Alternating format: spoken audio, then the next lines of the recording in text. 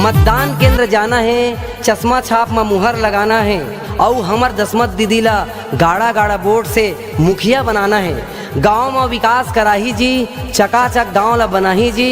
जम्मो मिलजुल के दीदी ला गांव के मुखिया बनाहा तो वही आगे आही जी। ग्राम पंचायत कोदवा कला के हमार बेटी दसमत दीदी ला जब सरपंच बनाहूँ तभे हमार गांव के विकास हो पाही और गांव सड़क जैसे बनही त झन बुलाहू हमार दसमत दीदी ला। विकास हमला कराना है, झारा झारा जाना है, विकास हमला कराना है, जुड़ मिल के जाना है, काका काकी भैया भौजी सब जन ला समझाना है, जुड़ मिल के जाना है।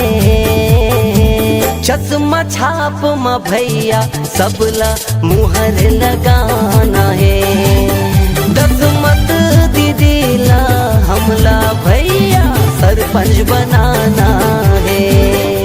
विकास हमला कराना है, झारा झारा जाना है, विकास हमला कराना है, जुड़ मिल के जाना है, काका काकी भैया भौजी सब जन ला समझाना है, जुड़ मिल के जाना है।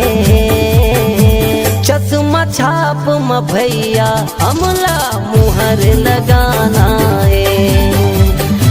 दसमत दीदी ला हमर गांव के सरपंच बनाना है। संगी साथी जुड़ मिल के जाना है और दसमत दीदी के चश्मा छाप में मुहर लगाना है। छोटे बड़े काम ल करवाही जब हमर दसमत दीदी सरपंच बन जाही। घंटों के काम मिनटों में कराही। काबर हमार संतोष भैया जिन्हें पंचायत के काम बड़ा कुशलता से करही और दसमत दीदी ला हमला सरपंच बनाबो तब ये काम हो पाही।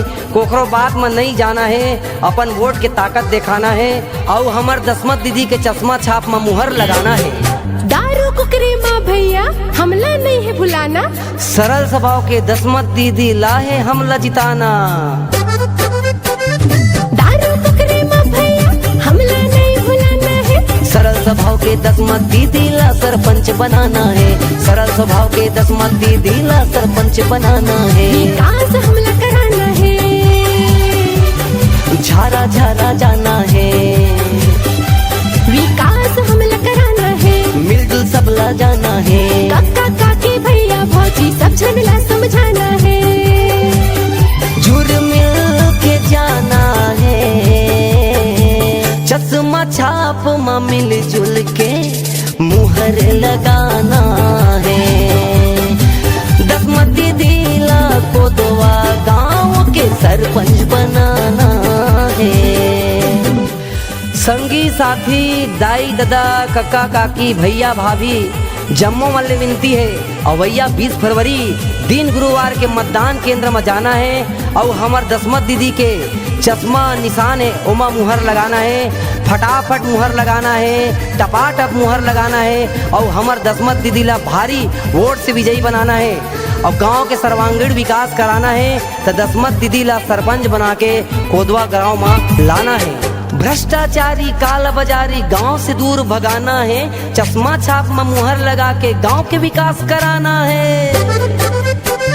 भ्रष्टाचारी काला बाजारी हमला दूर भगाना है। चश्मा छाप में मुहर लगा के विकास हमला कराना है। चश्मा छाप में मुहर लगा के विकास हमला कराना है। विकास हमला कराना है, झारा झारा जाना है, विकास हमला कराना है, मिलजुल सबला जाना है, काका काकी भैया भौजी सब जन ला समझाना है, जुड़ मिल के जाना है। चश्मा छाप में दाई दीदी मन ला मुहर लगाना